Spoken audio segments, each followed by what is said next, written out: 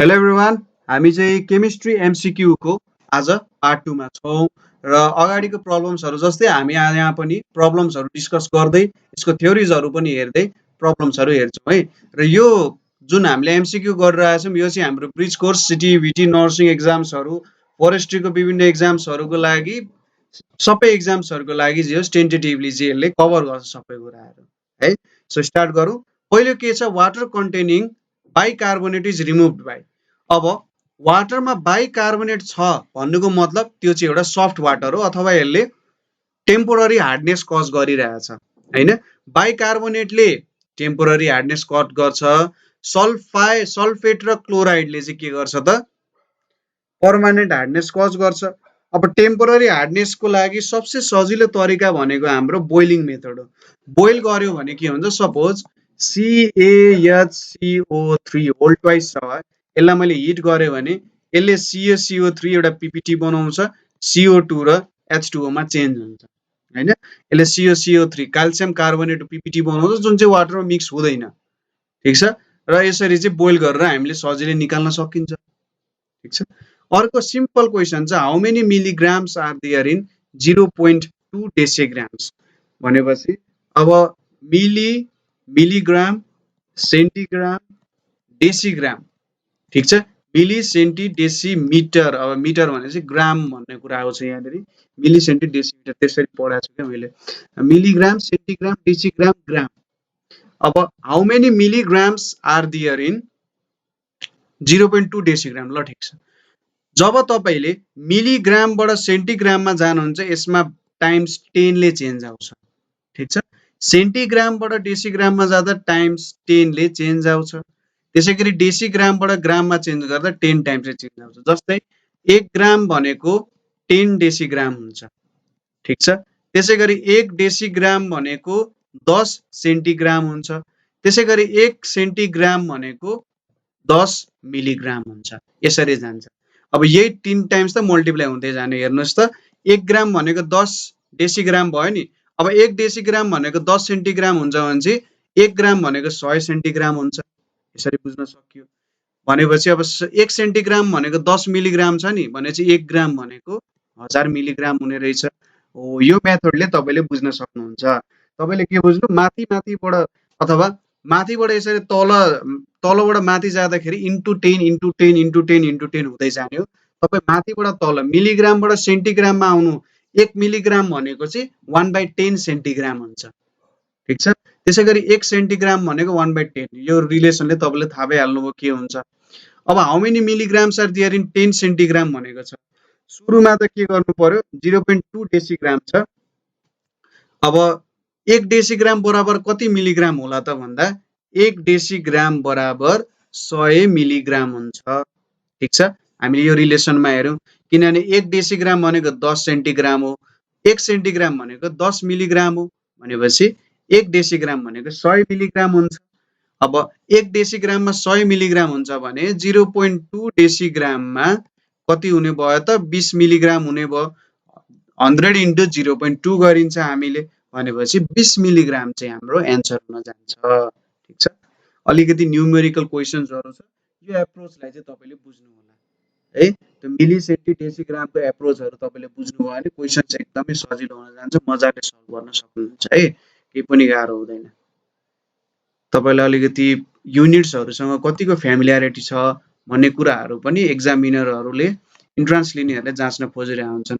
सजिलो क्वेसन्समा तपाईहरुलाई अलिकति च्याप्न खोजिरहेका हुन्छन् कि सजिलो क्वेसन्स विद्यार्थीले त्यति नहेर्न सक्छ भनेर। Which of the following have largest number of atoms भनेर सोधिरहेको छ। कुनमा चाहिँ लार्जेस्ट नम्बर अफ एटम्स होला त? अब यसको लागि यहाँनिर के दिएको छ, कपर दिएको छ। कपरको एटोमिक वेट कति हुन्छ? कपरको एटोमिक वेट 65 हुन्छ। कपरको एटोमिक वेट भनेपछि लगभग हामी राइटै रहेछौँ है, 63.5 हुँदो रहेछ। 63.5 यसको एटोमिक वेट हुँदो रहेछ।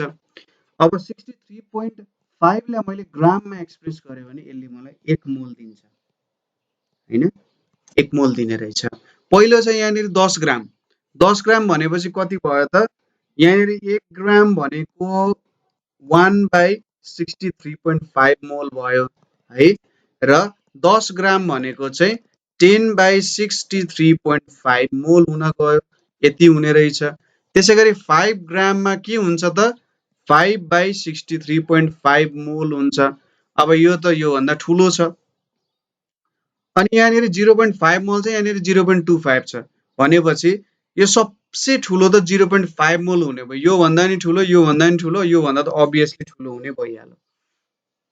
1 मोलमा 6.023 into 10 to the power 23 वटा मोलिकुल्स हुन्छ भने चाहिँ 0.5 मोलमा ट्याक्कै त्यसको आधा भने चाहिँ 3.021 हुन्छ होला। त्यस्तै कति हुन्छ 0.5 मोलमा चाहिँ त्यति इन्टु 10 to the power 23 भनेपछि जुनमा धेरै मोल छ नि, यदि तपाईँको कुनै इलिमेन्टहरू सेम टाइपको इलिमेन्टमा तपाईँले नम्बर अफ एटम्स कुनमा धेरै हुन्छ भनेर क्यालकुलेट गरिराख्नु भएको छ भने, पहिलो कुरा यदि सबै कुरा ग्राममा दिएको छ भने जसको धेरै ग्राम प्रेजेन्ट छ, जुन धेरै ग्राममा प्रेजेन्ट छ त्यो हुन्छ, र मोलमा दिएको छ भने जुनमा धेरै मोल छ त्यसमा धेरै हुन्छ हैन। यदि मोल मोल मोल मोल मोल दिएको थियो भने, तर यहाँनिर ग्राममा मोल दिएको छ, त्यसैले सुरुमा ग्रामलाई मोलमा कन्भर्ट गर्ने, ठीक छ, ग्रामलाई मोलमा कन्भर्ट गर्ने र त्यसपछि आफ्नो एन्सर चेक गर्ने हैन।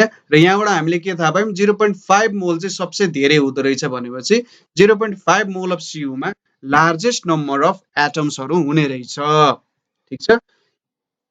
यसपछि अर्को क्वेशन छ, what would be the volume in litres of 640 gram of oil if the density of oil is 0.8 gram per ml भनिरहेछ। अब एकदमै सिम्पल क्वेशन सोधिरहेछ है। हेर्नुस् त हाम्रो डेन्सिटीको फर्मुला भनेको के हो, मास बाइ भोल्युम हो। यसले सोधिरहेछ भोल्युम इन लिटर्स, हामीले यहाँनिर मिलिलिटर्समा दिएको छ। सो 0.8 ग्राम अब मिलिलिटर भनेको 1/1000 लिटर्स हो हैन। भनेपछि यो भनेको 800 ग्राम्स पर लिटर आउन जान्छ, ठीक छ। कति आउने रहेछ 800 ग्राम पर लिटर आउने रहेछ।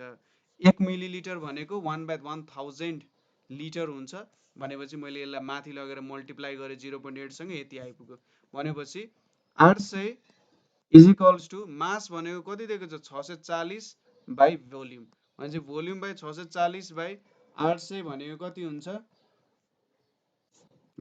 यो भनेको 64/80 कति होला त 12 ले जान्छ त्यसले 12 5 जाँदैन 2 3 जा 6 2 2 जा 4 40 32/40 अनि यहाँनिर 4 8 जा हैन 4 7 जा 32 4 10 जा 40 0.7 जति आउने रहेछ भनेपछि 0.7 लिटर जति, कहीँ मिस्टेक हुन पनि सक्छ मेरो, 0.7 लिटर जति आयो भने चाहिँ यसको सबसे नजिकैको एन्सर कति छ 0.8 छ नि, ऊ हामी त्यसमा लाउँछौँ। सबसे नजिकैको एन्सरमा पनि हामीले टिक लाउन सकिन्छ।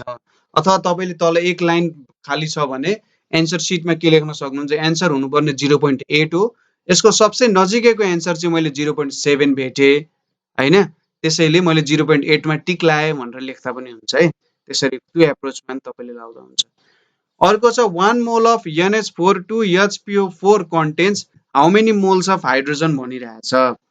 1 मोल NH42HPO4 दिएको छ हैन, कन्टेन्स कति मोल्स अफ हाइड्रोजन एटम्स। अब तपाईले केमिकलको नाम साम याद गरेर राख्नु पर्दैन। यहाँ हाइड्रोजन कतिवटा, एउटा एटममा कतिवटा हाइड्रोजन छ हेर्नुस् त 4 2 जा 8 8 एउटा 9 हो, 9 एटम्स अफ हाइड्रोजन छ भनेपछि जब तपाईले 1 मोलमा क्याल्कुलेट गर्नुहुन्छ 1 मोलमा के हुन्छ त 2 मोल नाइट्रोजन 9 मोल हाइड्रोजन 1 मोल फोस्फोरस र यदि अक्सिजन एटम्सको कुरा गर्ने भने 4 मोल अक्सिजन एटम्स छ, ठीक छ। भनेपछि यहाँनिर 9 मोल अफ हाम्रो हाइड्रोजन चाहिँ प्रेजेन्ट हुने रहेछ। टोटल नम्बर अफ हाइड्रोजन कति छ एउटा एटममा त्यो क्याल्कुलेट गर्ने र त्यसलाई नि मोलमा लेखिदिने, हाम्रो एन्सर त्यसरी निक्लिन सक्छ। तपाईले नाइट्रोजन कति मोलको छ भनेर सोध्या भए यो एउटा एटममा 2टा नाइट्रोजन एटम छ भनेपछि लगभग 1 मोल हुन्छ भनेर भनिदिन सकिन्छ, ठीक छ। यसपछि छ if 2.68 grams of hydrojet sodium sulphate and त्यसको फर्मुला भनेको चाहिँ Na2SO4 on heating produces 1.26 grams of water. What is the empirical formula of the compound? यसले के सोधिरहेछ, यदि हामीले 2.68 grams of Na2SO4 dot NH2O लिम र हिट गर्दाखेरि यसले 1.26 grams of water दिने रहेछ भनेपछि what is the empirical formula of water भनेर सोधिरहेछ यसले।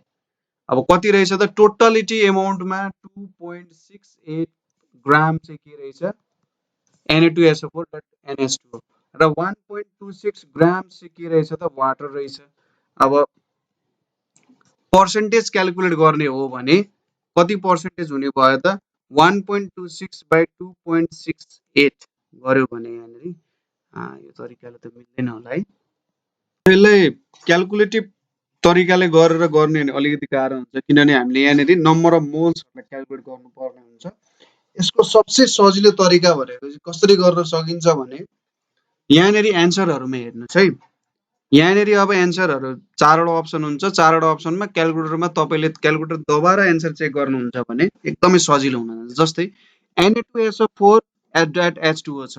यहाँनिर एउटा मोलिकुल अफ वाटर छ, एउटा मोलिकुल अफ Na2SO4 छ भनेपछि जम्मा जम्मी दुईटा एटम्सहरू भयो। सो 1/2 इन्टु 2.68 ठिक छ। हामीले वाटरको मोलिकुल्सलाई 1 लेख्यौँ, टोटल मोलिकुल्स 2 छ भने यसको वेट भनेको त 1.26 हुनुपर्ने हो त्यसरी क्याल्कुलेसन गर्छौँ ठिक छ। कसरी त भन्दा टोटलमा वाटरको पार्ट भनेको चाहिँ 1.26 आउनु पर्यो ठिक छ। टोटल पार्टमा वाटरको पार्ट चाहिँ 1.26 आउनु पर्यो, त्यही गर्न खोज्यौँ हामीले ठिक छ। सो यसबाट के गर्न सकिन्छ जस्तै यहाँनिर दुईटा एटम्स छ नि, 2 एटम्सको वेट 2.68 छ र एउटा एटमको वेट 2.68 बाई 2 जस्तै त हुने भयो। त्यसै गरी यहाँनिर 3वटा एटमको वेट 2.68 छ, एउटा एटम मात्रै चाहिँ H2O को 2.68 बाई 3 भयो। त्यसै गरी यहाँनिर 8वटा एटमको वेट कति छ 2.68 छ, एउटाको 2.68 बाई 7 र 7वटाको कति हुन्छ त 7 यहाँनिर यतापट्टि लेखेँ 7 इन्टु 2.68 बाई 8 हुन्छ नि हो। यसरी चाहिँ हामीले पार्ट्सको फर्मुला युज गरेर क्याल्कुलेसन गर्न सक्छौँ। यो क्याल्कुलेसन गर्दाखेरि तपाईँको एन्सर चाहिँ एन्सर डी आउन जान्छ ठिक छ। तपाईँको एन्सर डी आउँछ। यो तपाईँले गर्नु भने ठ्याक्कै यसरी नै 17वटा जम्मा जम्मी 9वटा Na2SO4 छ, 8वटा H2O छ भने चाहिँ 17वटा एटमको वेट 2.68 छ, एउटाको कति हुन्छ 2.68 बाई 17 अनि यहाँनिर 8वटा छ। 8वटाको वेट कति हुन्छ यहाँ 2.68 बाई 17 इन्टु 8 हो। यो क्याल्कुलेसन गर्दा ठ्याक्कै तपाईँको 1.26 ग्राम अफ वाटर आउँछ र त्यहाँबाट तपाईँहरूले चाहिँ इम्पेरिकल फर्मुला DO भनेर भन्न सक्नुहुन्छ। क्याल्कुलेसन गर्नु पर्यो भने एकदमै लामो हुन्छ है, लामो भन्दा पनि क्याल्कुलेसनले अलिकति भारी गर्न सक्छ, त्यही भएर यो मेथड ट्रिक युज गर्न सक्नुहुन्छ तपाईँले ठिक छ। टोटल एटम्स हेर्ने र कुन एटमको वेटमा कम्पेयर गर्नुपर्ने हो, त्यो एटम्सको वेट टु एटम्सको number divided by total number of atoms into original weight कति दिएको छ, त्यहाँबाट हामीले चाहिँ त्यो एटम्सको वेट कति रहेछ भन्ने कुराहरू थाहा पाउन सक्छौँ ठिक छ। त्यसैले हाम्रो एन्सर चाहिँ डी हुन गयो। अर्को छ what is the molecular formula for a compound that is 46.16% carbon, 5.16% hydrogen and 48.68% fluorine भनेर आएको छ। If the molar mass of this compound is 156.12 भनेर दिएको छ। यहाँबाट धेरै कुरा हेर्न सकिन्छ। जस्तै पहिलो कुरा त हाइड्रोजनको नम्बर एकदमै थोरै छ, फ्लोरिन र कार्बनको नम्बर लगभग उस्तै छ भनेर दिइरहेको छ ठिक छ। सो यसो चेक गरौँ यहाँनिर। पहिलो त हेर्नुहोस् अप्सन डी हेर्नुहोस्। अप्सन डीमा मैले के भने फ्लोरिन र कार्बनको नम्बर लगभग नजिकै हुनुपर्छ होइन, लगभग नजिकै होला जस्तो कुरा गरेको थिएँ र हाइड्रोजनको नम्बर त एकदमै थोरै हुनु पर्यो, 5% मात्रै हाइड्रोजन छ भने चाहिँ अप्सन डी मिल्दैन। त्यसै गरी अप्सन सी पनि मिल्दैन, अप्सन बी पनि मिल्दैन जस्तो छ। ल अप्सन ए होइन एकचोटि चेकै गरौँ है। सो यहाँनिर 46.16% कार्बन छ भने चाहिँ 100मा 46.16% छ भने चाहिँ त त्यो सजिलै क्याल्कुलेट गर्न सकिहाल्यौँ नि हामीले होइन। 46.16% कार्बन छ। अब यहाँनिर चेक गर्नुहोस् न, कुनै एउटा चेक गर्नु। सपोज यहाँनिर 3टा कार्बन छ, जम्मा जम्मी एटम्स कतिवटा भयो 3टा कार्बन 4वटा हाइड्रोजन, यो भने चाहिँ 10वटा एटम्स हो। अनि 3/10 गर्नुभयो इन्टु तपाईँले कति गर्नुभयो 100 गर्नुभयो भनेपछि यहाँनिरबाट त कति आउनु पर्ने 30% कार्बन आउनु पर्ने हो होइन। 30% कार्बन, त्यसै गरी 40% 30% कार्बन 40% 30% कार्बन, 40% हाइड्रोजन र 20% चाहिँ फ्लोरिन आउनुपर्ने हो। यहाँबाट कति आउनुपर्ने हो भन्दा 5 छ भने चाहिँ 5 + 10 20 भनेपछि 5/20 भने चाहिँ 25% कार्बन, 25% फ्लोरिन र 50% हाइड्रोजन आउनुपर्ने हो। त्यसै गरी यहाँबाट हेरौँ 6 8 14 18 होइन। अब यहाँनिर त 6/18 गर्नु पर्यो इन्टु 100 भनेपछि यहाँनिर कार्बन 33.3% आउने रहेछ। यहाँ पनि मिल्दैन होला। अब लास्ट डी अप्सनमा चेक गरौँ है। डी अप्सनमा 13 छ भने चाहिँ 6/13 इन्टु 100 गर्यो भने 46.16 नै आउँछ। ठिक छ, 46.16 नै आउँछ। त्यसै गरी हाइड्रोजनको नम्बर पनि चेक गर्न सक्नुभयो। 6/13 इन्टु हाम्रो 100 गर्यो भने 46.16% चाहिँ आउने रहेछ। भनेपछि यहाँबाट एन्सर आइरहेको छैन। अब के टेक्निक लाउँदाखेरि चाहिँ मिल्छ होला त? हामीले कुन टेक्निक लायौँ भने चाहिँ कार्बन र यहाँनिर फ्लोरिन हाइड्रोजनको नम्बरहरू चेक गर्न सकिन्छ होला त भन्दा हामीलाई 156.12 ग्राम्स दिएको छ। ठिक छ, त्यसमा 46.1% चाहिँ 46.16% चाहिँ कार्बन हुने रहेछ भनेर दिइरहेछ होइन। भनेपछि सपोज तपाईँलाई म एउटा सजिलो टेक्निक दिन्छु है। तपाईँले यहाँनिर एटोमिक वेट दिएको छ अभियसली। तपाईँले के गर्ने, कार्बनको एटोमिक वेट कति हुन्छ 12, हाइड्रोजनको 1, फ्लोरिनको 19 होइन। अब यति भइसकेपछि तपाईँले जस्ट के गर्नु त, एउटा कार्बनको वेट 12 हो भने 3 वटाको कति हुन्छ 12 × 3, एउटा हाइड्रोजनको वेट 1 हो भने 4 वटाको यति हुन्छ, 4 वटाको 1 × 4, एउटा फ्लोरिनको वेट 19 हुन्छ, यति हुन्छ। भनेपछि तपाईँले सबैको वेटलाई जोड्दै जाने, वेटलाई जोडेर ग्राममा एक्सप्रेस गर्ने। ग्राममा एक्सप्रेस गरिसकेपछि जुन चाहिँ 156.12 को सबसे नजिक आउँछ नि त्यो तपाईँको के हुन्छ त भ्यालु हुन जान्छ।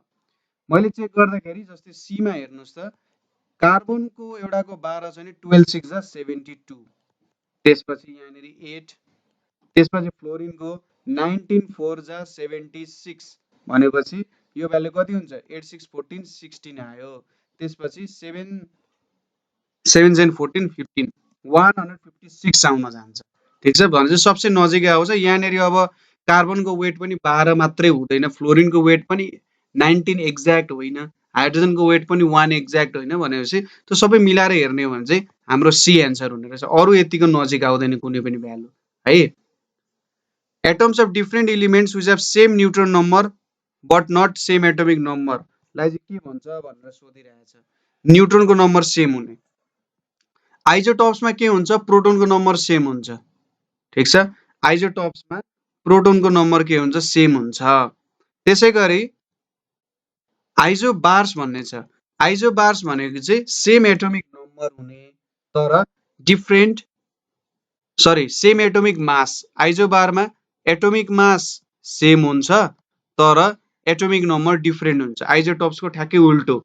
अनि आइजोटोन्स भनेको चाहिँ के हो त, न्युट्रोनको नम्बर सेम हुने बट डिफ्रेन्ट एटोमिक नम्बर हुनेलाई चाहिँ आइजोटोन्स भनेर भन्छ। ठिक छ, बुझ्नु होला आइजोटोन्स भनेको। आइजोटप्स भनेको different atomic mass but same atomic number. Isobars भनेको same atomic mass but different atomic number. Isotones भनेको same neutron number but different atomic number. अर्को छ when the reaction is properly balanced the number of O2 will be। अब यो एउटा reaction दिएको छ, यो रियाक्सनलाई हामीले ब्यालेन्स गर्नुपर्ने छ। हेर्नुहोस् त, अब यहाँनिर 6 वटा कार्बन छ, यहाँनिर 14 वटा हाइड्रोजन छ भनेपछि यहाँनिर सुरुमा मैले हाइड्रोजन कार्बनलाई ब्यालेन्स गरेँ। सरी, यहाँनिर 3 लेख्नु परेन, यहाँनिर मैले 6 लेखेँ भने हेर्नुहोस् त, यहाँनिर 6 वटा कार्बन 6 वटा कार्बन, यहाँनिर हाइड्रोजन कतिवटा छ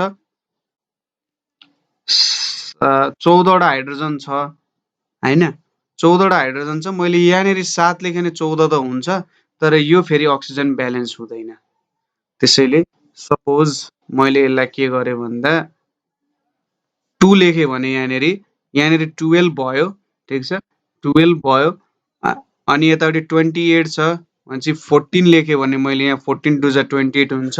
र यहाँनेरि 12 टु जा 14 O2 भनेपछि यहाँनेरि 7 12 कतिवटा अक्सिजन छ त 24 प्लस 14 भनेपछि 36 भनेपछि यहाँनेरि 18 राख्नु ठ्याक्कै अक्सिजनको नम्बर ब्यालेन्स हुन्छ होला 24 प्लस 14 अनि 18 ल यसरी ब्यालेन्स हुने भयो अथवा ठ्याक्कै के आउने रहेछ C6H14 प्लस 9O2 अनि यहाँनेरि 6CO2 प्लस 7H2O ले चाहिँ ठ्याक्कै यसलाई ब्यालेन्स गर्ने रहेछ यो हाम्रो हुने भयो When the reaction is properly balanced, find the number of moles of O2 कति हुन्छ भनेर सोधिरहेछ हैन कति मोल्स अफ O2 चाहिँ हुन्छ भनेर सोधिरहेछ सो यहाँबाट यसो हेर्दाखेरि कति हुँदो रहेछ त number of moles of O2 यो रिएक्सनमा हामीले टोटल नम्बर अफ O2 नै गर्ने हो भने जस्तै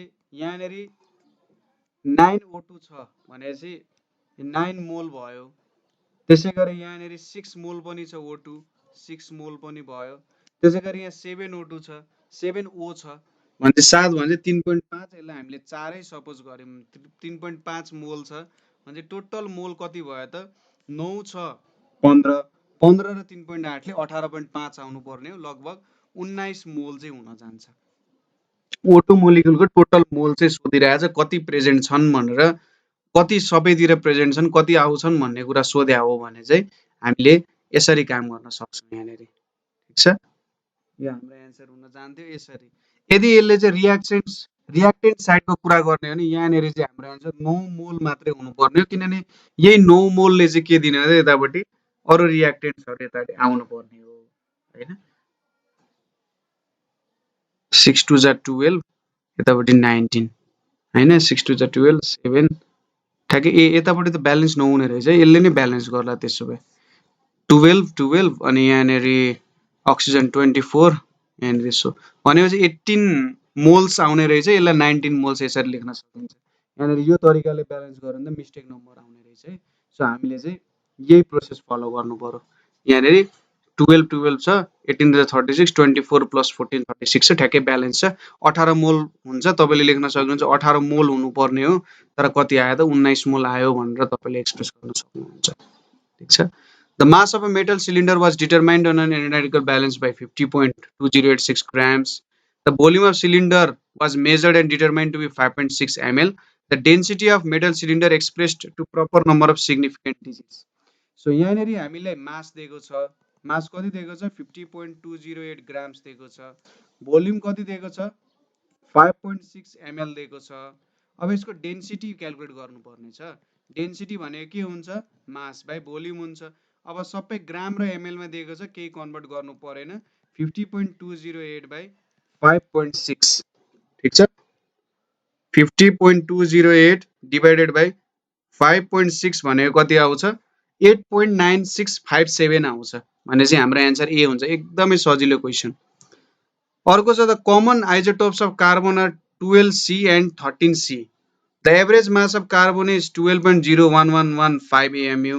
What is the abundance of 13C भनेर सोधिरहेछ ठीक छ अब यहाँनेरि के सोध्दा त कमन आइसोटोप्स भनेको यति हुने रहेछ अब the average mass of carbon is यति हैन what is the abundance of 13C isotopes भनेपछि 13C आइसोटोप्स कति अमाउन्टमा प्रेजेन्ट हुन्छ भनेर यसले सोधिरहेछ है अब एभरेज मास यति छ एभरेज मास यति भइसकेपछि अब एबन्डेन्स को कुरा हामीले भेट्नु पर्ने छ यसलाई हामीले यसरी सर्कल गरौँ यो क्वेशन चाहिँ तपाईहरुले एकचोटी सोच्नु होला पज गरेर हामी यसलाई लास्टमा सल्भ गर्छौं है लास्टमा यो क्वेशन आउँछ अनि अर्को छ which of the following atoms has largest diameter हुनको लागि के हुनु पर्यो इलेक्ट्रोनको नम्बर धेरै हुनु पर्यो एउटा कुरा ठीक छ धेरै एउटा इलेक्ट्रोन छ भने त्यहाँनेरि बाहिरबाट धेरै डायमिटर बाहिर जान सक्छ इलेक्ट्रोनको नम्बर धेरै भयो भने के हुन सक्छ त हामीले धेरैवटा सेलहरु बनाउनु पर्ने हुन्छ ठीक छ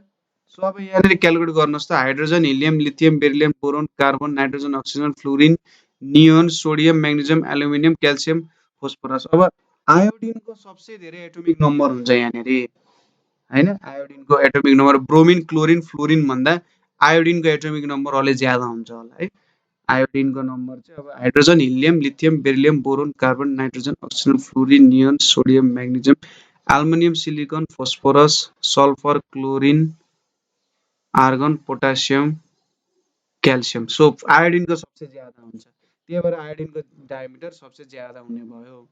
ठिक छ। अब यहाँनिर पनि एबन्डेन्सकै कुरा छ, यसलाई पनि हामी ठ्याक्कै त्यो क्वेसनसँग जोड्छौँ। ठिक छ। यहाँनिर what do the following have in common भनिरहेछ। हेर्नुहोस् त यो सबैमा कमन के छ भनेर सोधिरहेछ। अब यहाँनिर यिनीहरूको माथिको नम्बरले एटोमिक मास देखाइरहेछ, एटोमिक मास सेम छैनन्। अब यसको इलेक्ट्रोनको नम्बर क्यालकुलेट गरौँ। सो फ्लोरिनमा hydrogen helium lithium beryllium boron carbon nitrogen oxygen fluorine neon, नियनमा कति 10 वटा इलेक्ट्रोन हुन्छ। ठिक छ। फ्लोरिनमा कतिवटा हुन्छ त हाम्रो hydrogen helium lithium beryllium boron carbon nitrogen oxygen fluorine, फ्लोरिनमा 9 वटा इलेक्ट्रोन हुन्छ। अब यहाँ माइनस दिएको छ भनेपछि +1 भनेपछि 10 वटा हुने भयो। म्याग्नेजियममा 12 वटा इलेक्ट्रोन हुन्छ, 2+ भनेपछि 2टा इलेक्ट्रोन गायब भयो, 10 वटा रह्यो। सो के भयो त आइजोटोप्सहरू भयो यिनीहरू भएन, किनभने यिनीहरूको एटोमिक नम्बर सेम त छैन। इलेक्ट्रोनले एटोमिक नम्बर दिँदैन है, प्रोटोनको नम्बरले एटोमिक नम्बर दिनु। आइजोमर्स पनि होइनन् यिनीहरूको, आइजो इलेक्ट्रोनिक चाहिँ हो, किनभने यिनीहरूमा सेम नम्बर अफ इलेक्ट्रोन्स छ, त्यही भएर यिनीहरू आइजो इलेक्ट्रोनिक हुन गयो। ठिक छ। आइजो इलेक्ट्रोनिक चाहिँ हुन गयो किनभने सेम नम्बर अफ इलेक्ट्रोन्स छ। How many valence electrons does an oxygen atom have. Valence electrons भनेपछि कति चाहिँ इलेक्ट्रोन आउटर मोस्ट सेलमा छ भनेर सोधिरहेछ होइन। भ्यालेन्स इलेक्ट्रोन सोध्नु भनेको त्यही त हो, कतिवटा इलेक्ट्रोन्स चाहिँ आउटर मोस्ट सेलमा छ भनेर यसले सोधिरहेछ।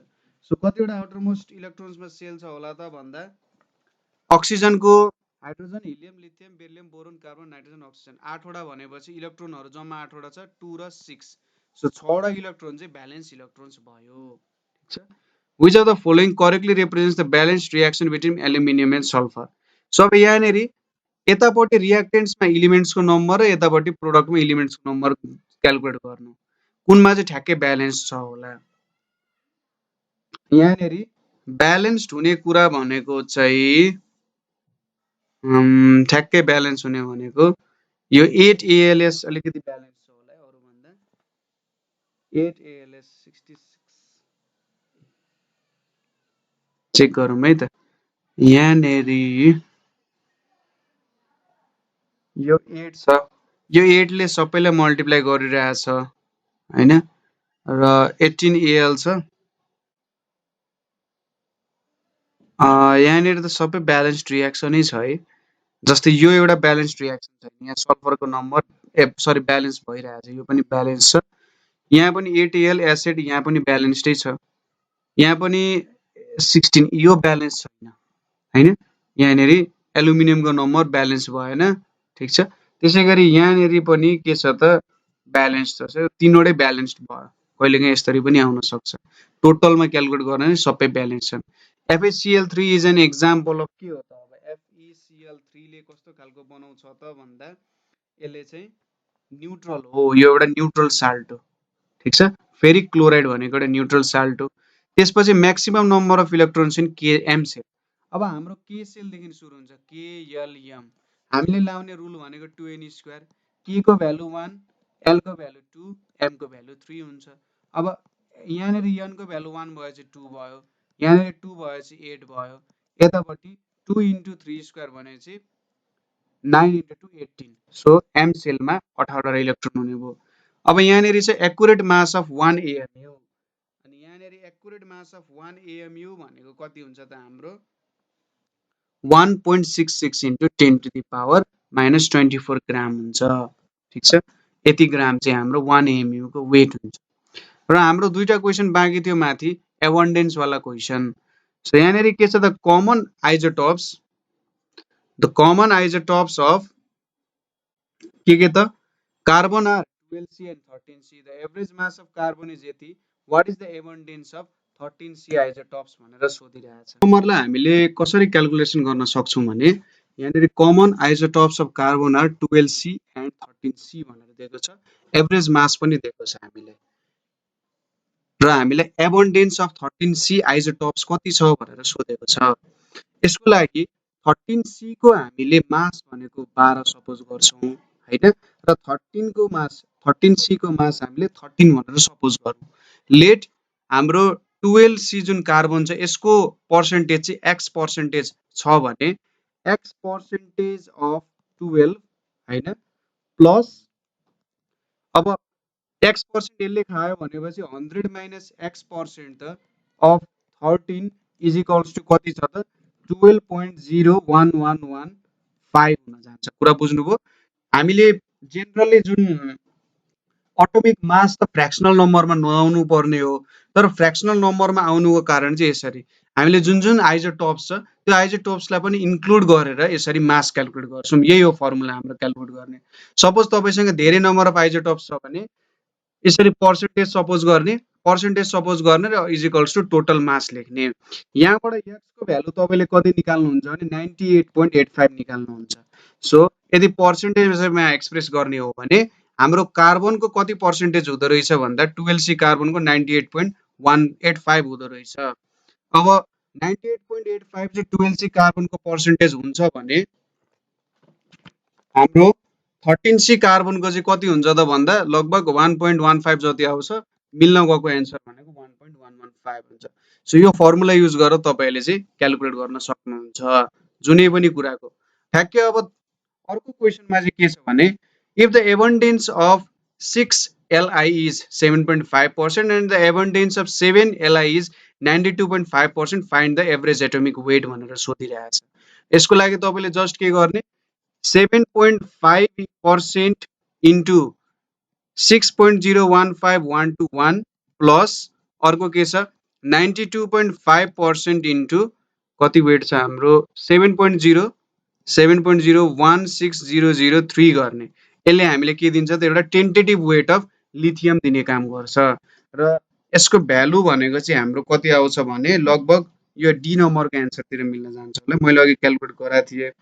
सो यो भनेको चाहिँ 0.075 into 6.015121 हैन प्लस अनि यतापट्टि 0.925 into 7.01603 म्हणजे 6.049 नै आउँछ। ल ठीक छ।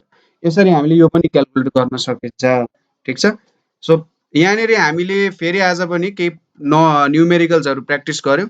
सो कुनै न्यूमेरिकलमा तपाईलाई प्रब्लम भयो अथवा बुझ्नु भएन भने हामीले सोध्न सक्नुहुन्छ है र प्र्याक्टिस गर्दै जानु होला। मेनली यसरी नै न्यूमेरिकल्सहरु सोध्दै जान्छ। केही चाहिँ तपाईले क्याल्कुलेसन गर्नुपर्ने हुन्छ। कुनै तपाईहरुले अब पढेको कुराहरुबाटै सोध्दै जान्छ है। सो आजको लागि यति नै। Thank you for watching.